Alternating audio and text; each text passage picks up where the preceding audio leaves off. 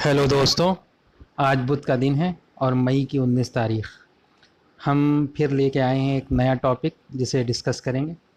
आज का टॉपिक है, जैसा कि आप जानते हैं कि इस वक्त जो है इज़राइल और फ़िलिस्तीन के दरमियान घमासान की लड़ाई चल रही है। और इसको लेके पूरी दुनिया के अंदर बड़ी हलचल है। और ख़ासकर सोशल मीडिया के ऊपर सोशल मीडिया वॉरियर्स जो हैं वो सोशल मीडिया के प्लेटफॉर्म्स के ऊपर ये जंग लड़ रहे हैं।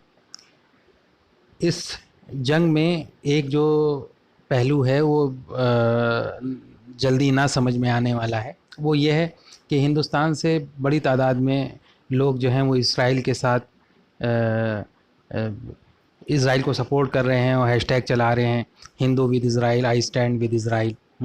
और इस तरह के हैशटैग चल रहे हैं ट्विटर के ऊपर, फेसबुक के ऊपर पोस्ट की भरमार है इसराइल के सपोर्ट में। और इसराइल की के साथ साथ जो है वो मुसलमानों को भी जो उस पर गालियाँ दी जा रही हैं, कुचल दो, मसल दो, ख़त्म कर दो, इस तरह की चीज़ें।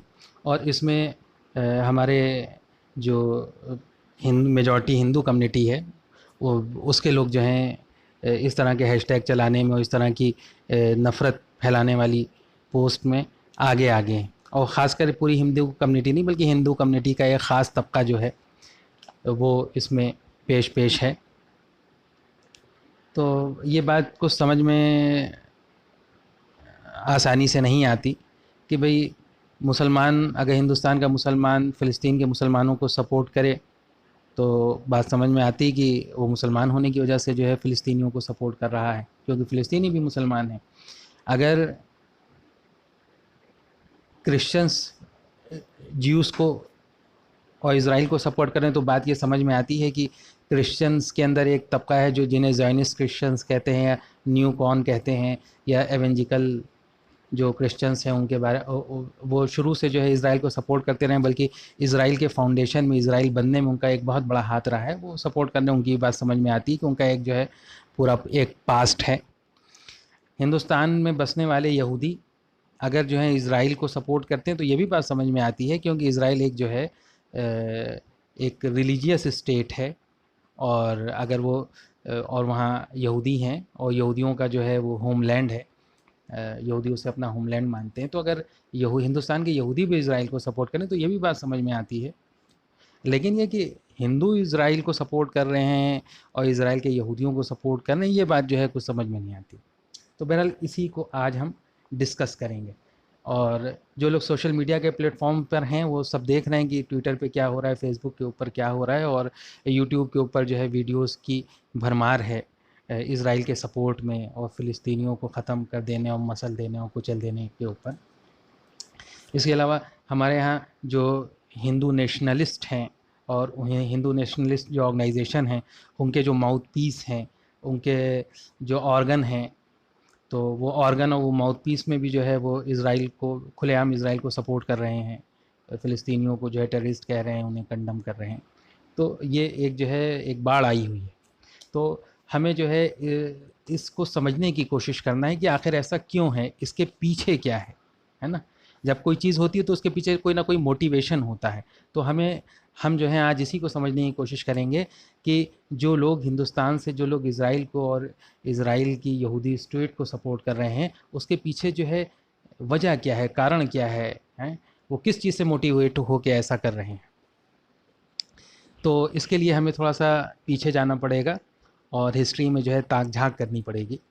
तो सबसे पहले हम देखें कि हिंदुस्तान के अंदर जो फ्रीडम स्ट्रगल है, हिंदुस्तान के अंदर जो पॉलिटिकल एवोल्यूशन है, वो जो है Congress party, Indian national Congress जब वजूद में आई, हम कह सकते हैं कि ये वहाँ से शुरू हुआ।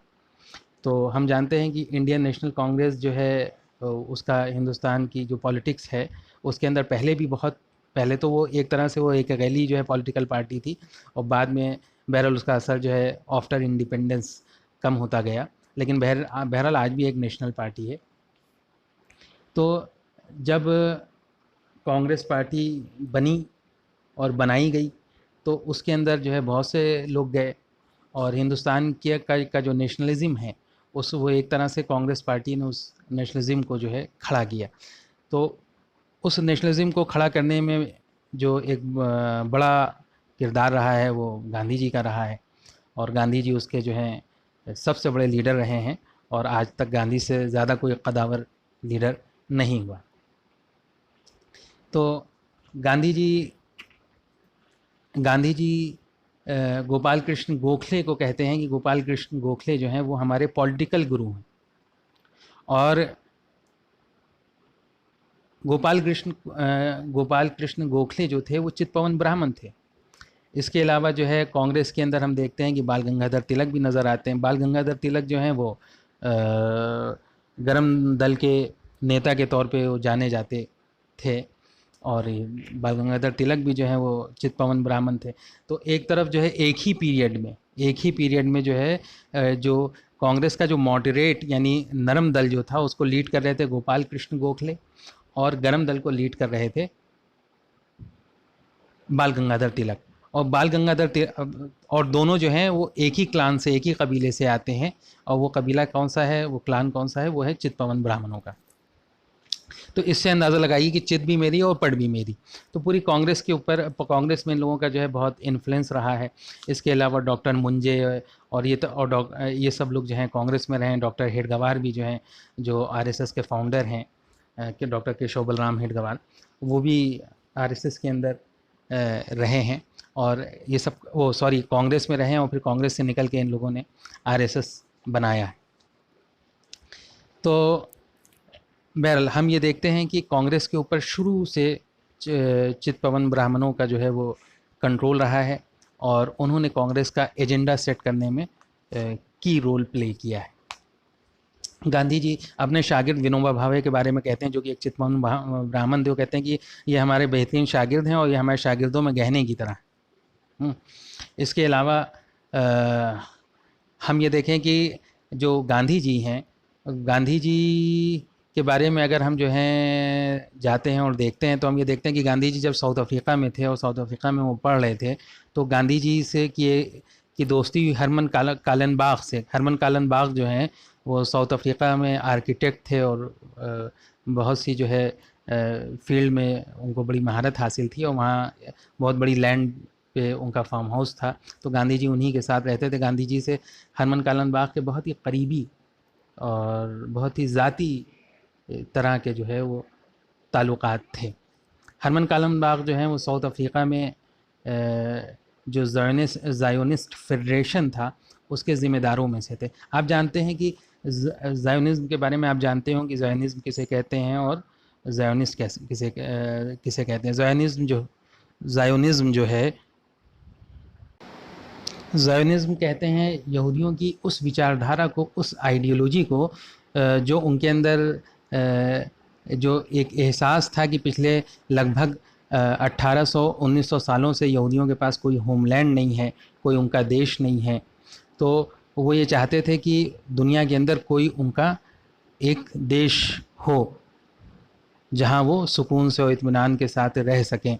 तो ये जो एक आइडियोलॉजिकल जो मूवमेंट था, एक आइडियोलॉजिकल पॉलिटिकल जो मूवमेंट था, इसे ज़ायोनिज़्म कहते हैं। और जिन लोगों ने इस मूवमेंट से जो यहूदी मुतासिर हुए और जिन्होंने उसके लिए किसी न किसी दर्जे में किरदार अदा किया, उन्हें ज़ायोनिस्ट कहते हैं। तो बहरहाल, तो हरमन कालनबाग जो थे वो साउथ अफ्रीका चैप्टर का जो ज़ायोनिस्ट जो फेडरेशन था उसके वो ज़िम्मेदारों में से थे, और गांधी जी के बहुत करीबी दोस्तों में से थे।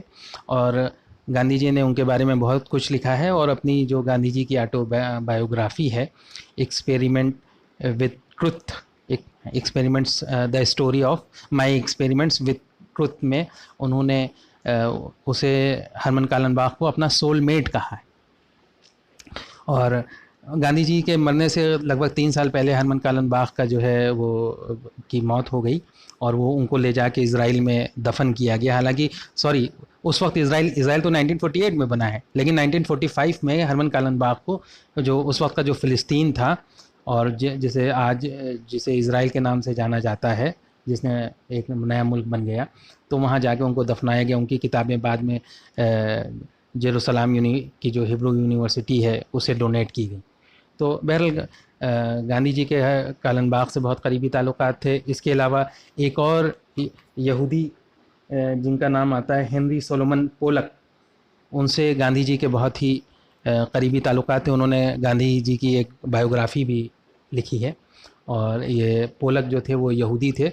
और पोलक और हरमन कालनबाग के बारे में आता है, गांधी जी खुद कहते हैं कि जब हमें जो है सवाल परेशान करते थे, जिन सवालों का कोई मुझे मेरे पास हल नहीं होता तो मैं इनसे जो है उन सवालों को जब इनके सामने रखता था तो इनके जवाब हमारे लिए रोशनी के तौर पे काम करते थे। तो बहरहाल, तो इससे अंदाज़ा ये होता है कि गांधी जी का ये जो ज्यूज़ हैं उनसे बहुत करीबी रिश्ता था, एक बहुत ही करीबी ताल्लुक़ था।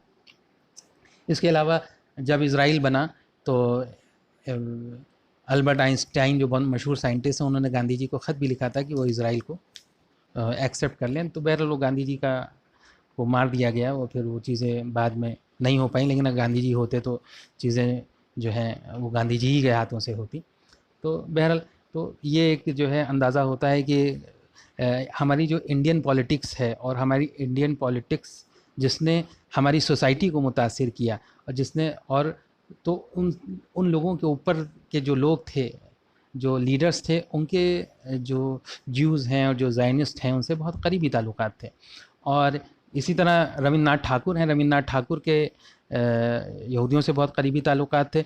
बल्कि अगर ये कहा जाए तो कुछ गलत नहीं होगा कि जो पूरी दुनिया के अंदर, चाहे मोहनदास करमचंद गांधी हों या रवींद्रनाथ टैगोर हों, उनके प्रोजेक्शन में बुनियादी जो रोल था, जो किरदार था, वो इन्हीं यहूदियों का था। इसी तरह हम देखते हैं कि स्वामी विवेकानंद के बारे में हम इस बात को जानते हैं कि स्वामी विवेकानंद एक ऐसी पर्सनालिटी हैं, एक ऐसी शख्सियत हैं जिसे हिंदुओं के जितने सेक्ट हैं वो तमाम लोग जो हैं स्वामी विवेकानंद को अपना मानते हैं। और वो तमाम लोग किसी न किसी दर्जे में स्वामी विवेकानंद की जो आइडियोलॉजी है और जो स्वामी विवेकानंद की का जो नॉलेज बेस है, उससे किसी न किसी दर्जे में लोग जो है मुतासिर हिंदू कम्युनिटी में वो ज़रूर हुए हैं और सब जो है उनको अपना मानते हैं। यही वजह है कि जब उनकी जयंती आती है तो हिंदुओं के जितने सेक्ट हैं वो सब जो है वो उस जयंती को मनाते हैं। तो हम ये देखते हैं कि स्वामी विवेकानंद जिन्होंने मैडम हेलेन पेट्रियाना ब्लेवेस्की के ऊपर हम पहले बात कर लेते हैं तो स्वामी विवेकानंद को समझना कुछ थोड़ा सा और आसान हो जाएगा। मैडम हेलेन पेट्रियाना ब्लेवेस्की एक रशियन जीविश लेडी थी, एक यहूदी औरत थी और वो स्पिरिचुअली जो है वो बहुत ही उनका बुलंद मुकाम है यहूदियों के अंदर। और इसके अलावा जो है उन्होंने बहुत काम किया है। अब अगर हम उनके बारे में पढ़ें तो अंदाज़ा ताज्जुब होता है कि एक औरत ने जो है उस ज़माने में पूरे एशिया को, पूरे अफ्रीका को जो है अपने पैरों तले जो है वो नाप डाला था। तो बहरहाल मैडम हेलेन पेट्रियाना ब्लेवेस्की जो बहुत बड़ी स्पिरिचुअलिस्ट थी और स्पिरिचुअल वर्ल्ड में उनका एक बहुत बड़ा नाम है। तो उन्होंने हिंदुस्तान के अंदर थियोसॉफिकल सोसाइटी की बुनियाद मद्रास के करीब अडियार में रखी, डॉक्टर अलकॉट के साथ मिलकर। और जो लोग जानते हैं, जिन्होंने पढ़ा है, तो जानते होंगे कि थियोसॉफिकल सोसाइटी के बहुत से जो है मकासद थे। उनमें से जो 3-4 अहम जो मकासद थे उनमें से एक मकसद ये था कि पृथ्वी के गूढ़ रहस्यों का ज्ञान हासिल करना। गूढ़ रहस्य ये ख़ुद अपने आप में एक रहस्य है। और इसके अलावा जो है उसका एक मकसद ये भी था कि हिंदुस्तान के अंदर जो क्रिश्चियन मिशनरीज़ जो हिंदुओं को अपना क्रिश्चियन जो बना रहे थे उसकी रोकथाम उसका एक मकसद था। और एक मकसद उसका एक नहायत ही अहम मकसद ये था कि हिंदुइज़्म का रिवाइवल, उसे खड़ा करना, है ना। और उसकी वो चीज़ें जिनके ऊपर धूल पड़ चुकी है, जिन चीज़ों को ख़ुद हिंदू भुला बैठे हैं, उन चीज़ों को सामने लाना, उसे रिवाइव करना।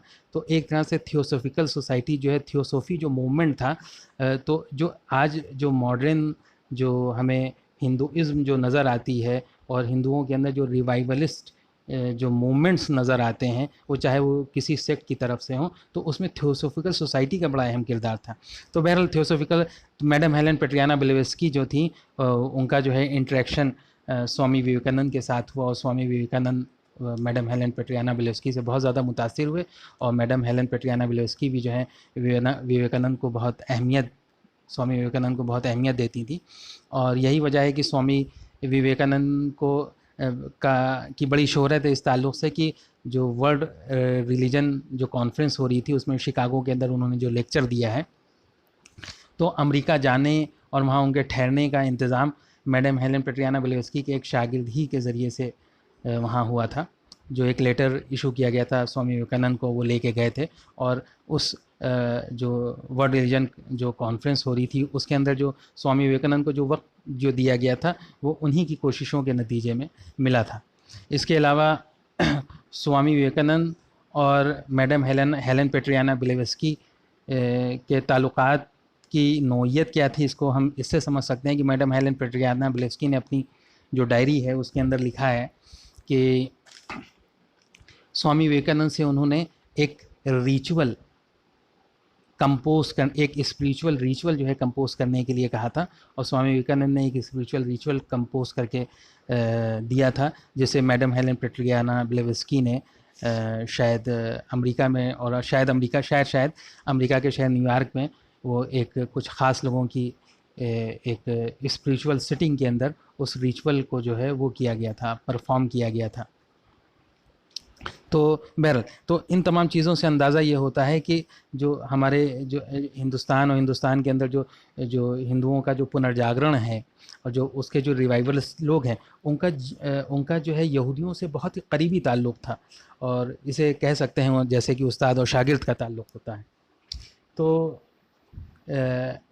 इससे हमें बहुत सी चीज़ों का हम जो है वो अंदाज़ा कर सकते हैं। इसके अलावा हम ये देखें कि इस वक्त जो मॉडर्न हिंदूइज़्म है, जो हिंदू नेशनलिज़्म है और इसके अलावा जो अखंड भारत का तस्वुर है, जो हिंदुत्व की जो आइडियोलॉजी है, जो विराट भारत का जो एक कॉन्सेप्ट है और इन तमाम चीज़ों के पीछे जो है यही देशिष्ट ब्राह्मण या चित्पवन ब्राह्मण जो थे वो इनका बड़ा हाथ है। हम जानते हैं कि दामोदर सावरकर साहब ने हिंदुत्व जो है वो एक पम्फलेट लिखा है, किताब उन्होंने लिखी जिसमें हु इज़ हिंदू, कौन हिंदू है, इसे जो है उन्होंने डिफ़ाइन किया और उसके बड़े असरात फिर उसी से मुतासिर हो के गोलवालकर साहब ने बंच ऑफ थॉट्स में जो है वो हिंदुइज़्म को और कल्चरल नेशनलिज़्म को इसको डिफ़ाइन किया।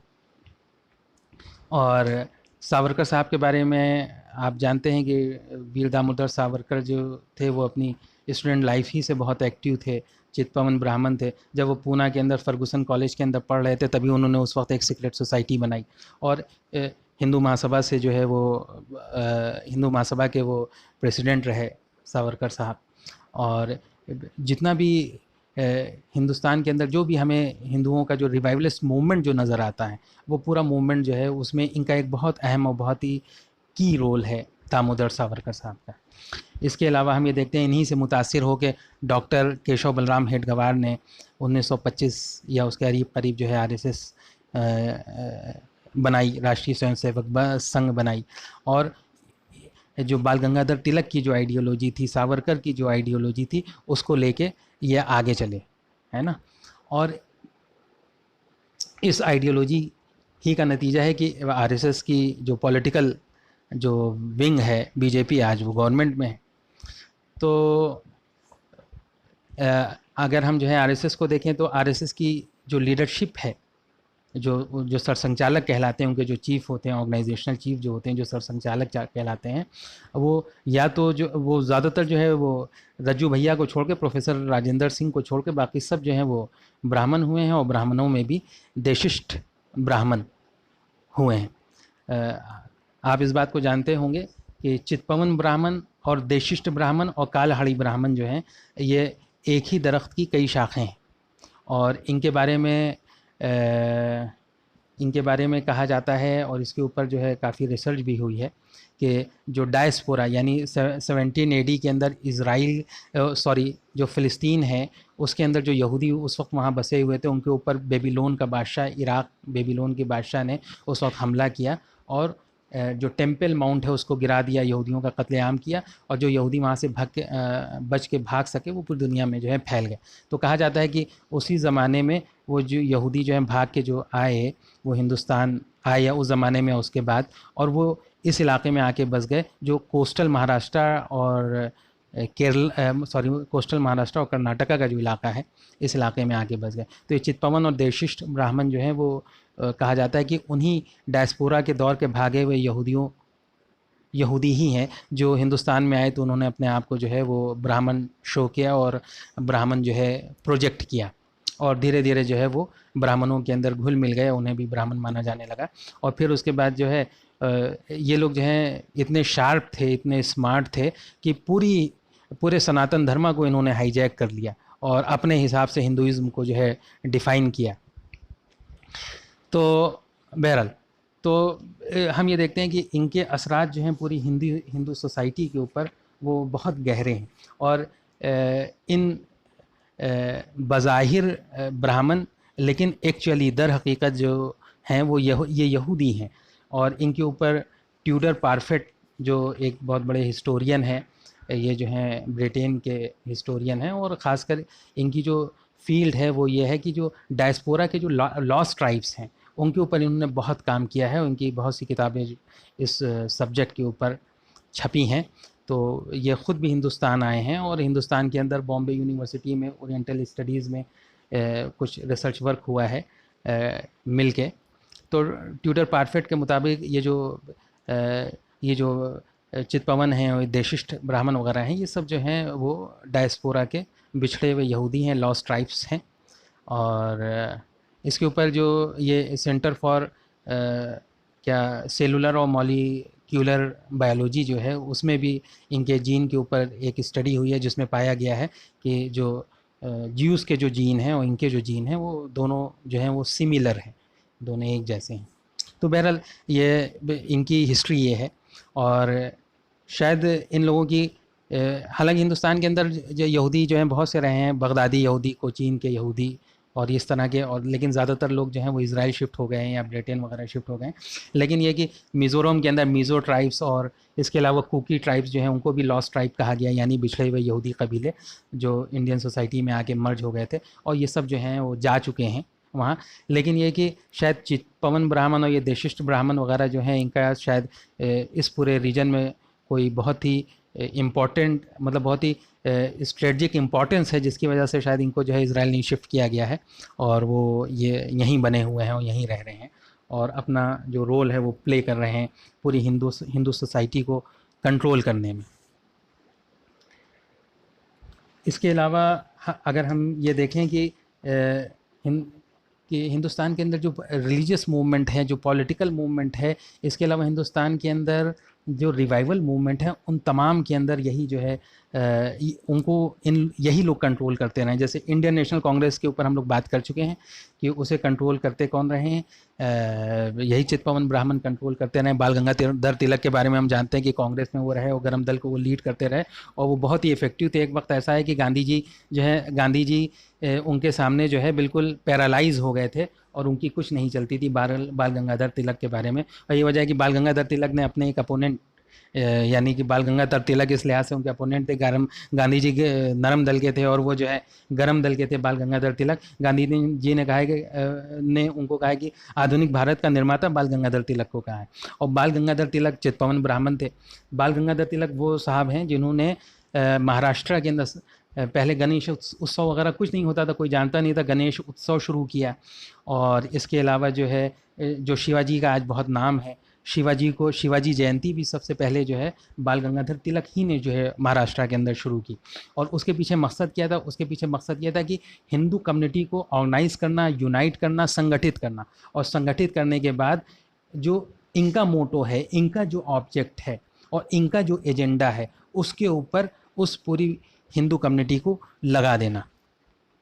यही वजह है कि हम ये देखते हैं कि जब बाल गंगाधर तिलक के ज़रिए से ये सब गणेश उत्सव शुरू किए गए, फिर शिवाजी की जयंती शुरू की गई, उसके बाद जो है वो हिंदुस्तान की जो कम्युनल जो फ़िज़ा है वो ख़राब हुई और नतीजे में इस पूरी पावर को ऑर्गेनाइज करने के बाद वो मुसलमानों के ख़िलाफ़ इसको इस्तेमाल किया गया और जो हिंदुस्तान के अंदर जो अमन और सुकून जो था उसको ख़त्म करने की कोशिश की गई।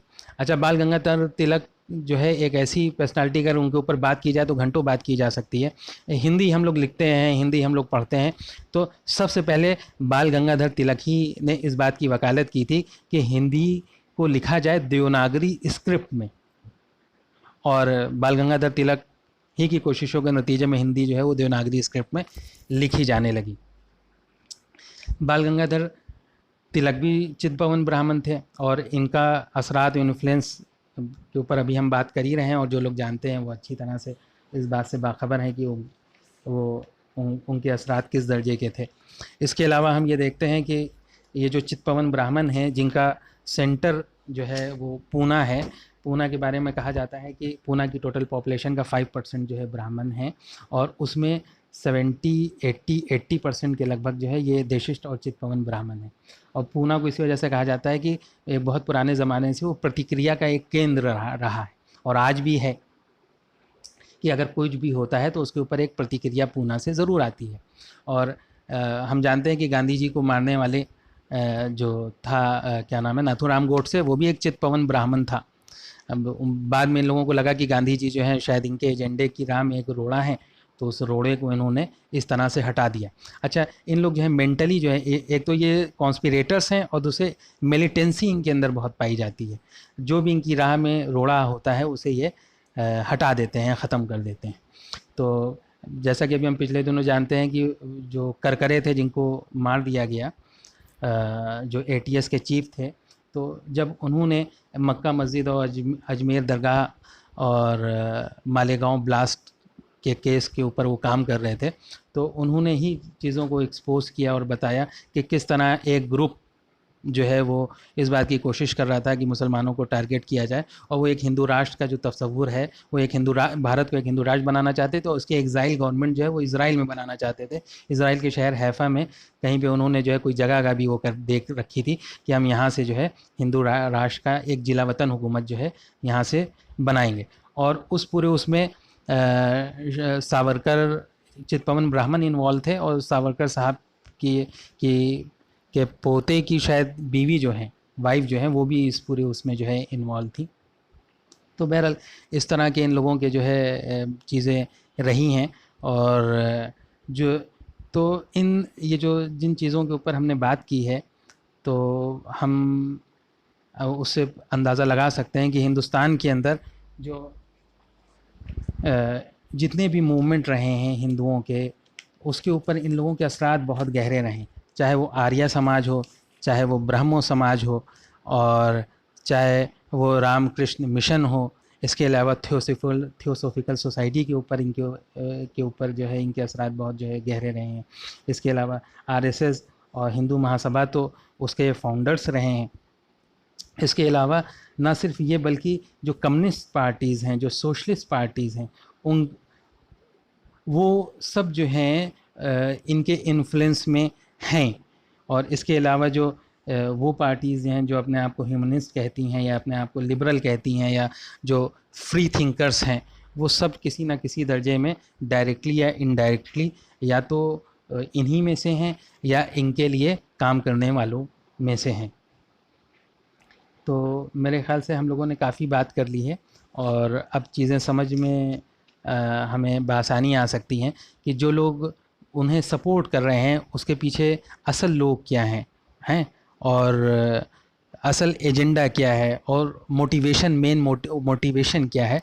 तो बहरहाल हमने एक कोशिश की और चाहेंगे कि आप जो है इसके ऊपर अपना कमेंट करें और जो भी हो जो आप बेहतर समझें। तो बस आज इतना ही, फिर मिलेंगे एक नए टॉपिक के साथ। शुक्रिया, बहुत बहुत शुक्रिया।